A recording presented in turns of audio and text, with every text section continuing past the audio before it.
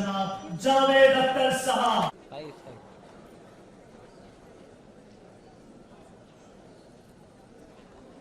Would also like to invite Lalit Pandit ji on stage. जोरदार तालियों के साथ।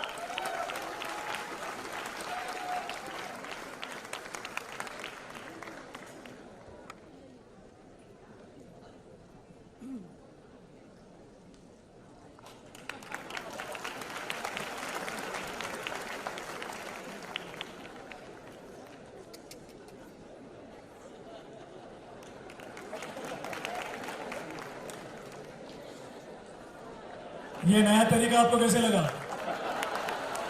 जोरदार तालियां हो जाएंगी ऊपर से भी।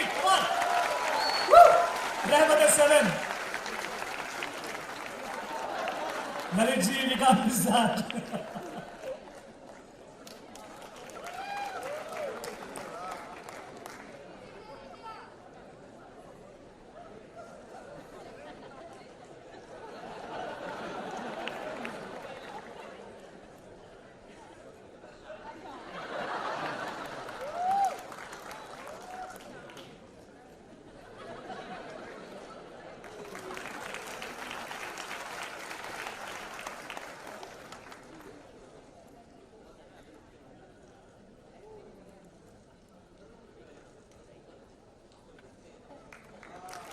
सौरभ जी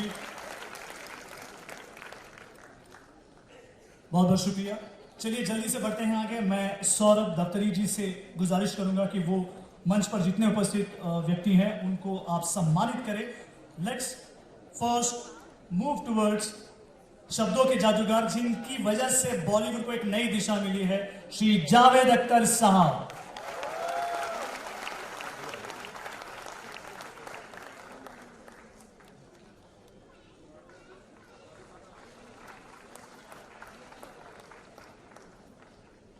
इसके बाद हम बढ़ेंगे आगे। मैनेजिंग डायरेक्टर श्री विपिन आनंद जी, कृपया इन्हें सम्मानित करें।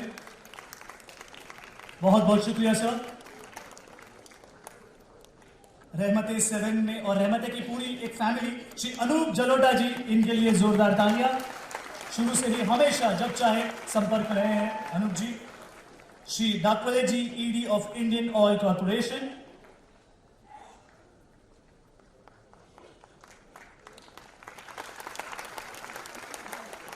Shri Deep Kapoor from State Bank of India.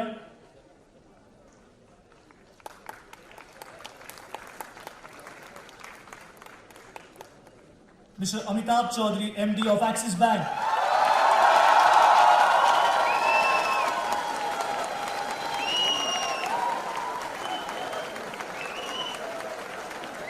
Amitabh Bachchan साहब के लिए जितनी तालियां बजती हैं उतनी तालियां आज हम यहां महसूस कर रहे हैं। शानदार तालियां। शान सर जैसे 90s में लगते थे अभी भी वैसे ही लग रहे हैं। Then the sensational voice Ankit Tiwari.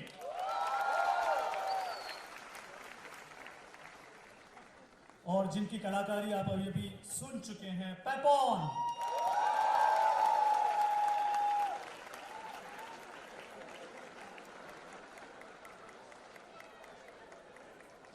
And the next to follow is Lalit Pandit. इनके लिए जोरदार तालियां। We have heard fantastic composings. आप सभी का बहुत बहुत शुक्रिया। मंच पर मौजूद जितने मान्यवर हैं इनके लिए सभी के लिए एक बार जोरदार तालियां हो जाए। Everyone out there, thank you so much sir. बहुत बहुत शुक्रिया। I request everyone on stage to be seated and may I call upon Shri Javed Akhtar Sahab to kindly address this vibrant audience. Ankur, hey Ankur, picha.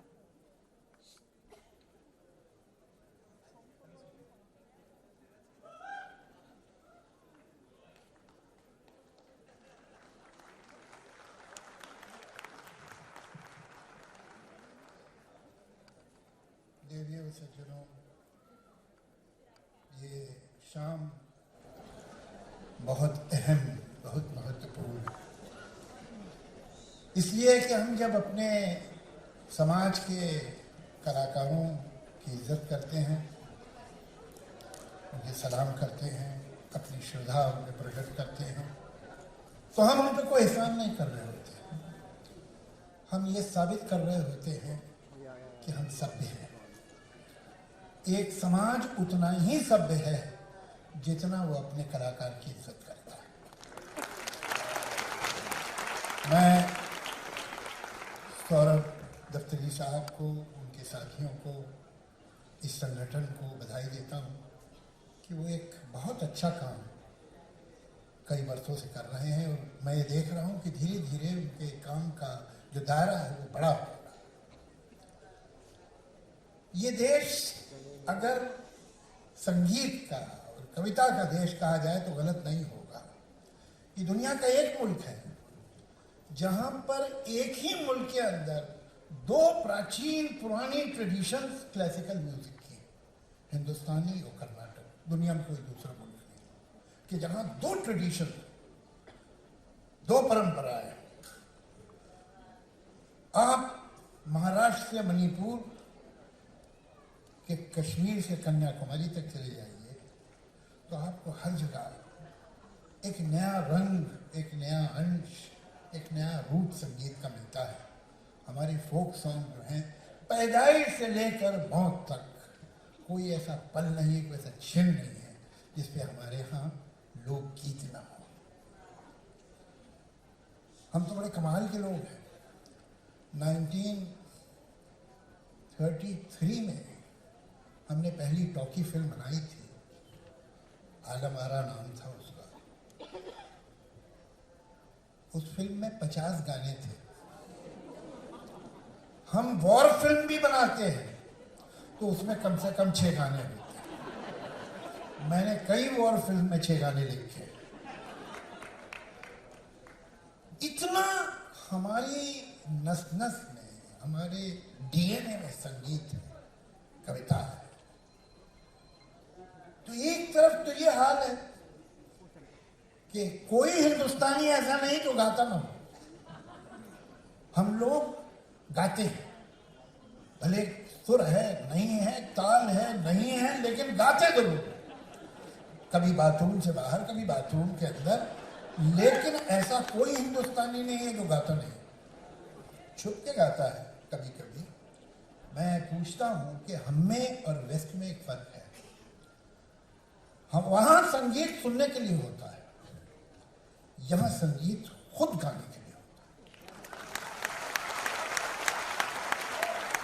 हमारे दोस्तों में बहुत जो है Europe America बड़े घूमे होंगे, यहाँ भी लोग बैठे हैं, विदेशों में गए होंगे। आपने कभी देखा है कि सड़क पे एक आदमी जा रहा है या साइकिल पे एक लड़का जा रहा है गाता हुआ, यस्टरडे? ऐसा नहीं हो सकता, ऐसा नहीं हो ही नहीं सकता। वहाँ कुछ म्यूजिशियंस होते हैं जिनके ग्रुप्स भी होते हैं, अकेले भी होते हैं, वो गाते हैं। कहीं बाप के गैरेज में उन्होंने बना लिया अपना म्यूजिक रूम, या एक आदमी है जिसे गिटार बजाना आता है, वो हैट रख के लैंप पोस्ट के पास खड़े होकर गिटार पे गा रहा है, लोग हैट में पैसा डाल रहे हैं, वो अलग बात। लेकिन आम आदमी गाता नहीं, सुनता है। हमारे यहाँ आदमी गाता है। इतना संगीत है हमारे, और संगीत का प्रेम भी है कि हम गा ना सके तब भी गाते हैं। तो एक तरफ तो इतनी रोशनी संगीत की, कविता की।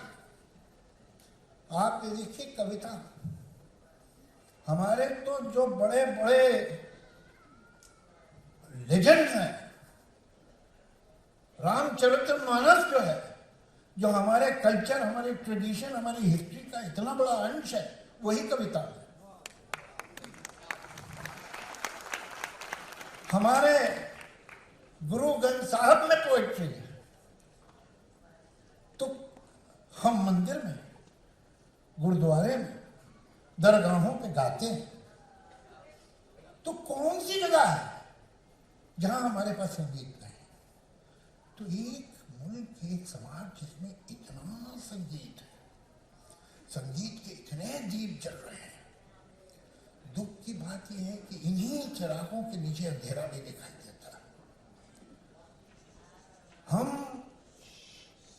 गीतकार को, संगीतकार को, गायक को इज्जत तो देने को तैयार है, लेकिन इज्जत के बाद कुछ देने को बड़ी मुश्किल से तैयार होते हैं।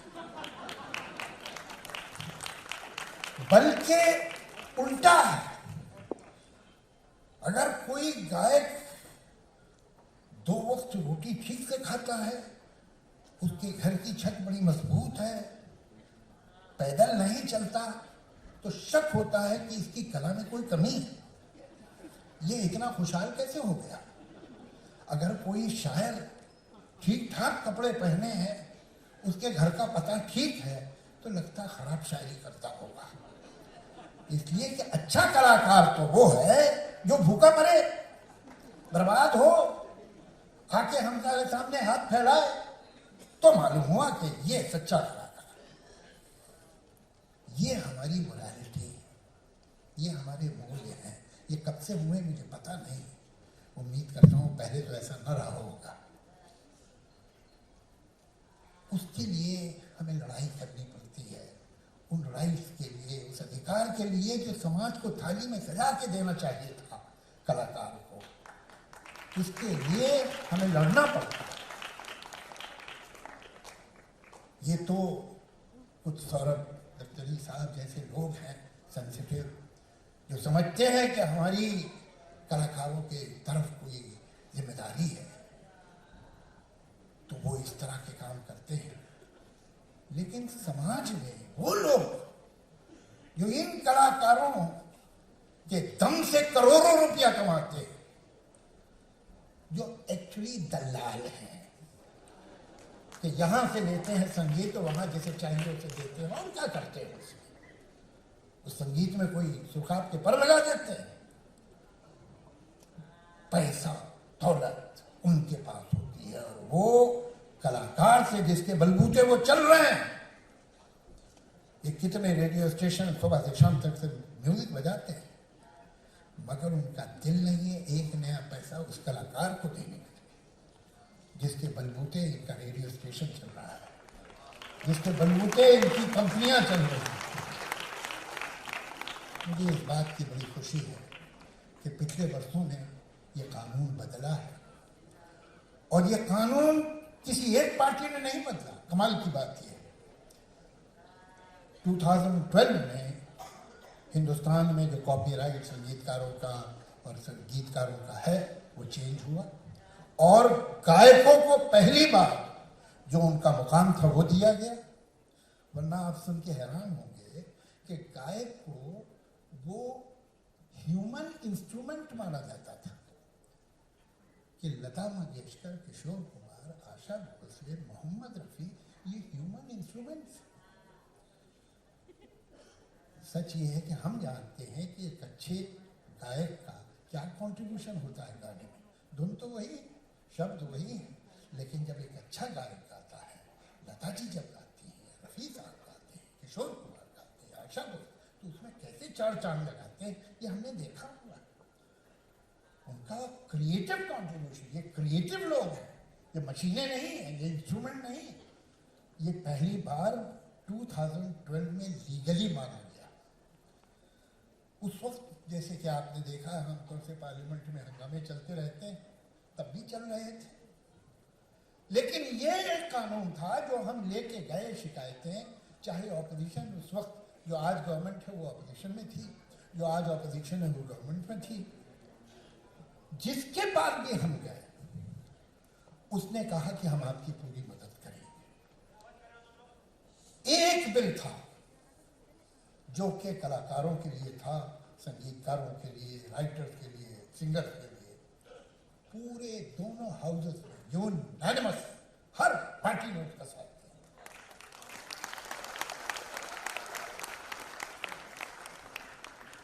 कमाल यह है कि उस अपोजिशन में, राज्यसभा में अरुण जेटली साहब अपोजिशन के लीडर थे, और लोकसभा में सुषमा स्वराज जी, ये दोनों आज इस दुनिया में नहीं।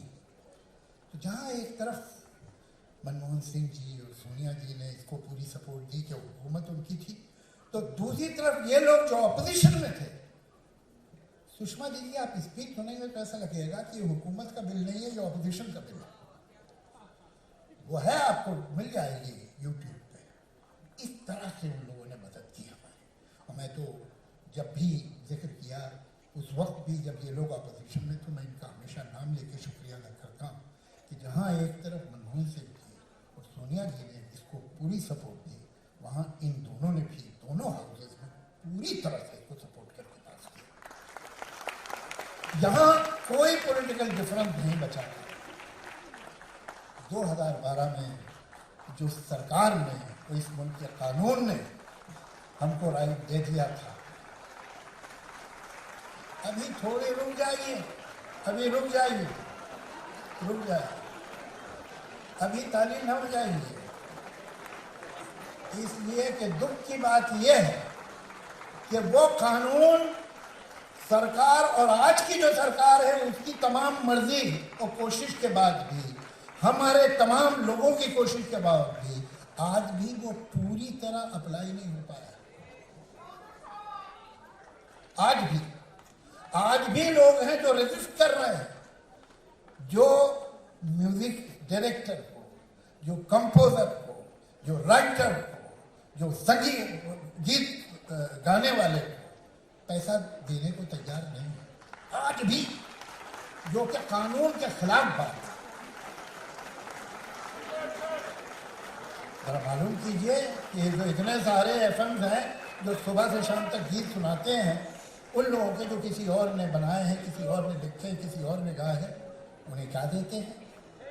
कुछ भी नहीं। जबकि कानून है कि जब भी कोई गीत बजेगा तो उसकी रॉयल्टी इन 3 लोगों को मिलेगी, मगर नहीं मिलती। अभी भी बहुत जगह से नहीं मिलती। हम लोग लड़ना है।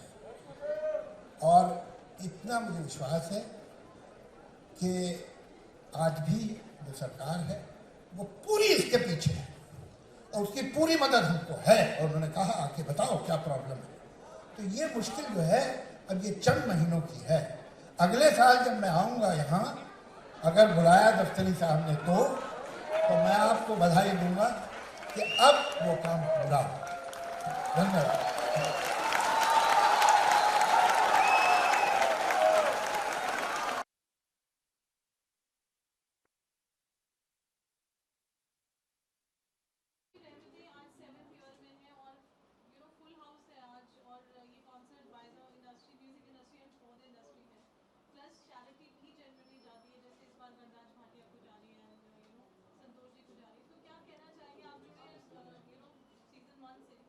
इसमें चैरिटी ही जाती है। हम लोग इसको जो करते हैं प्रोग्राम को, उसका मकसद एक ही है कि इसमें पैसा इकट्ठा करें और जो ज़रूरतमंद हैं, जिन्हें ज़रूरत है इस वक्त पैसे की, हमारे कलाकारों को, उनको हम दें। ये हम हर साल कर रहे हैं, 7 साल हो गए करते हुए।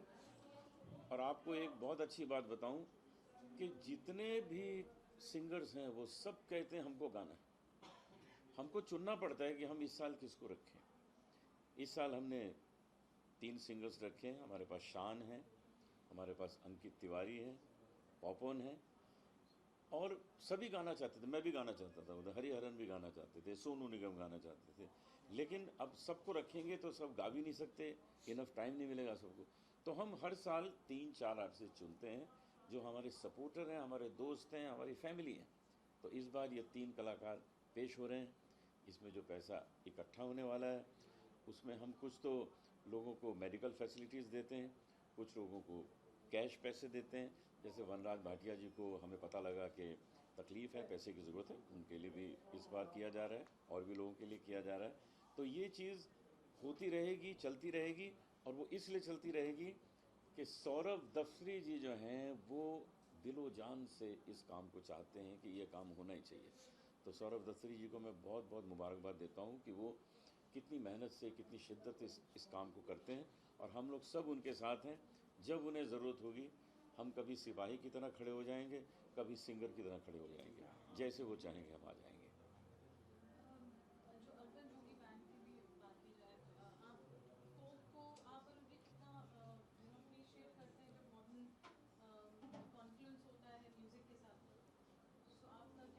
ये जो फोक म्यूज़िक है ये क्लासिकल म्यूज़िक का जन्मदाता है। तो फोक म्यूज़िक पहले है, उसके बाद क्लासिकल म्यूज़िक आता है। फिर क्लासिकल म्यूज़िक में विद्या है, लेकिन फोक म्यूज़िक एक नेचुरल म्यूज़िक है, वहीं से सारे म्यूज़िक शुरू हुए हैं। तो हमें बहुत खुशी है। हमारे मुंबई में एक बहुत मशहूर रेस्टोरेंट है अर्बन तड़का, जो बहुत चलता है। तो ये एक नया तड़का है, इसका नाम है अर्बन जोगी। और ये हीरो बैठे हुए हैं अर्बन जोगी के हमारे साथ, और ये सब फकीरा जी जो हैं हद करेंगे, कमाल करेंगे। आप देखिएगा क्या ये लोग गाते हैं, कमाल करेंगे। हम लोग सब इंतज़ार में हैं इसको सुनने के। और ये जो नया बैंड है, नया ग्रुप है, इसमें ख़ासियत ये है कि जो असली फोक म्यूज़िक हमारे देश का है वो पेश किया जाएगा, और सारी दुनिया में हम जाएंगे और इसको पेश करेंगे। Thank you.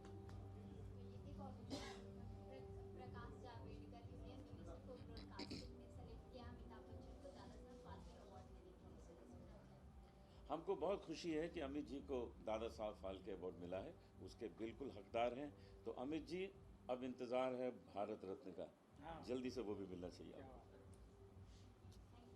ठीक है।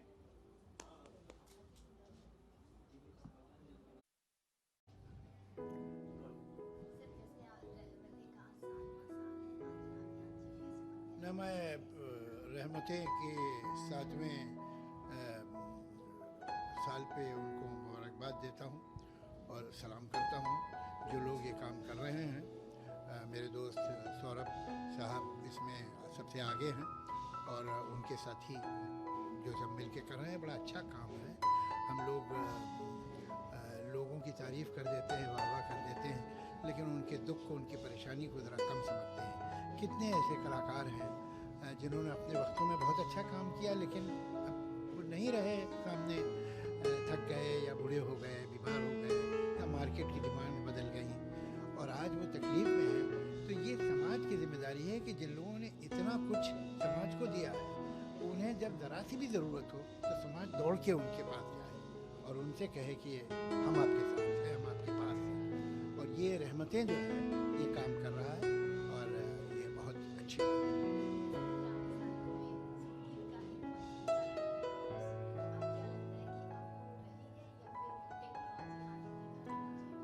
टेक्नोलॉजी जो है वो सिर्फ कन्वे करती है। वो जो है एक पोस्टमैन है जो लेटर ले जाता है। पहले ज़माने में पोस्टमैन धीरे से जाता था, जल्दी पहुंच जाता है, लेकिन लेटर तो आर्टिस्ट ही लिखेगा। पोस्टमैन लेटर नहीं लिखते हैं, पोस्टमैन पहुंचाते हैं। तो टेक्नोलॉजी जो है वो जगह जगह वहाँ पहुंचाएगी जहाँ कभी नहीं पहुंच पाता था, लेकिन पहुंचाएगी क्या, वो तो कलाकार ही करेगा। नए नए इंस्ट्रूमेंट्स बन रहे हैं जो एक ही इंस्ट्रूमेंट में आप 15 साज़ों की आवाज़ आ सकती है, लेकिन वो साज़ की आवाज़ निकालेगा कौन? कौन सोचेगा कि इसमें कौन सी साज़ की आवाज़ है? ये तो कलाकार ही करेगा। तो मशीन जो है वो कभी कलाकार को साइड में नहीं कर सकती, पॉसिबल नहीं।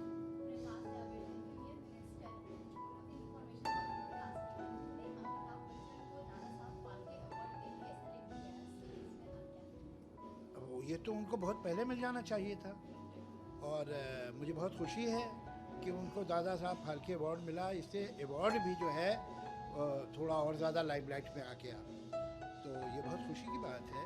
और ये तो उनको मेरे ख्याल से 10-15 साल पहले मिल जाता तो भी ठीक था, अब भी मिला तो भी ठीक है। Thank you sir.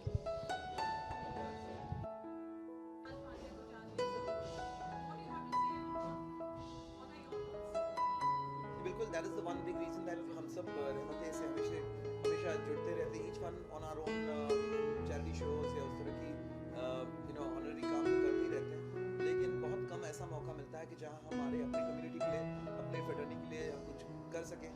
और ये एक ऑनर है उनके लिए, ट्रिब्यूट है उनके मेहनत, उनके काम, उनकी हुनर के नाम। और आई थिंक हर कलाकार को मोर देन एनीथिंग एल्स एक रिकग्निशन मिलना, क्योंकि ऐसा हो जाता है कि जैसे जैसे आपका काम धीरे धीरे कम होता रहता है, लोग कहीं ना कहीं एक गुमनामी में चले जाते हैं। तो बहुत ज़रूरी है कि उनकी उस गोल्डन एरा को फिर से रिविजिट करके उसके बारे में कुछ बातें करके उन्हें फिर से लोगों के सामने बुलाकर एक ऑनर करना। तो I think it's a very good gesture, very good thought. तो हम सब इसलिए इस चीज़ से जुड़ जाते हैं। जी जी जी जी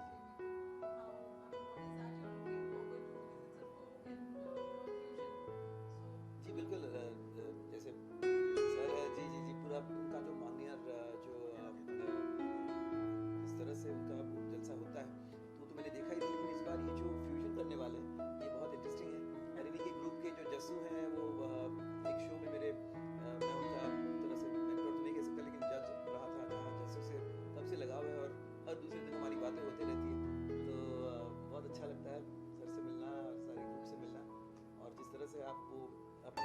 स्टाइल में सारे अलग अलग गानों को अपने ढांचे में ले आते हैं, तो क्या कहने। So I am very excited, not just अवन जोगी to listen to Ankit, second time सुन रहा हूँ लेकिन फिर भी हमेशा मजा आता है, स्पेशली जब वो पहला नोट लगाकर कहाँ से इतनी लंबी सांस पकड़ के आज इस बार करोगे सर पता नहीं। एंड ऑफ कोर्स हम दोनों में एक कॉमन बात ये है कि हम दोनों का फेवरेट गाना ललित जी का ही बनाया हुआ है, चांद से बारिश, तो इस बार हम लोग दोनों मिलकर गाएंगे इस गाने को। बहुत से गाने होते हैं पसंद होते हैं, ऑफ कोर्स हर गाना सुनना हर गाना नहीं करता, लेकिन एक स्टेज ऐसा जहाँ पे आप नहीं कर सकते, तो मैं आके गाना गाने वाला हूँ, स्टेज पे देखिएगा आप लोग। देखिए,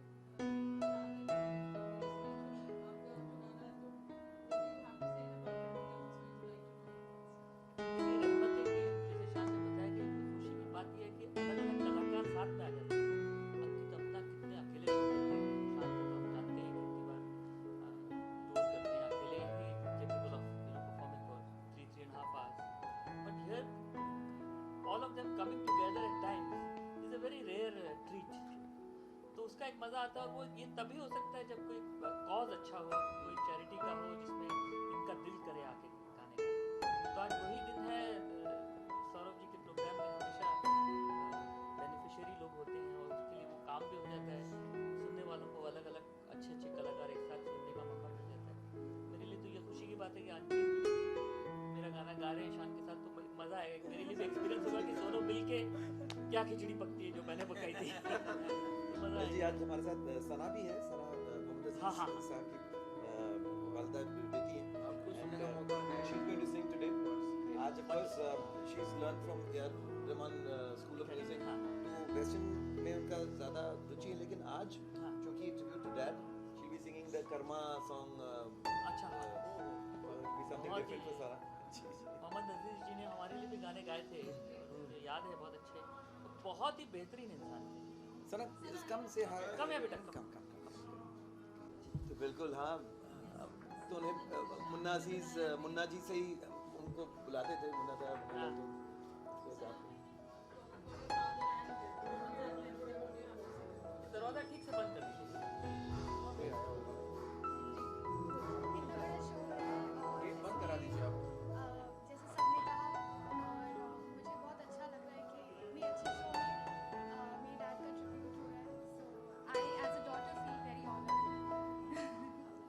more than deserved it, and हमें बहुत ज़्यादा बुरा लगा कि कई सारे ऐसे ओकेजन्स में उस तरह से उनको याद नहीं किया गया। इस मुद्दे को सोनू भाई ने कई बार उठाया है कि ऐसा क्यों हुआ, लेकिन इस बार जब रहमतें हो रहा था, बी वेरी श्योर कि फिर एक बार हम ये गुस्ताखी, ये गलती नहीं करेंगे। And must remember number 1 singer थे हमारे, तो उनको कभी भूलना नहीं चाहिए। देखिए, जिसने भी लाइफ में काम एक कर लिया, उसको याद करना जो जूनियर्स हैं उनकी रिस्पॉन्सिबिलिटी होती है कि उनको एक रिस्पेक्ट दें, और एक जो उन्होंने काम किया उस काम को इज्जत दें। तो रहमतें में ये बात भी है कि उनको सराहा जाता है। बहुत सहमी और बहुत शाय लड़की है, उसने मैंने कहा कि इतनी अच्छी आवाज़ सब सुने। आई एम श्योर अंकित आपने भी फादर भी थोड़ा शायद है। तैयारी किसी शी इज सॉलिड।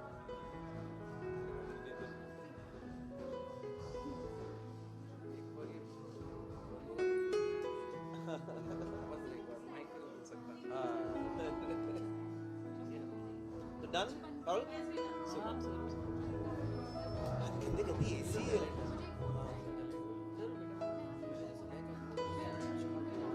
चलो जी डिसाइड करते थे गाना बना के, हाँ ये फला फला गाएंगे या गाएंगे। It's done now. क्या क्या गा रहे हो आप?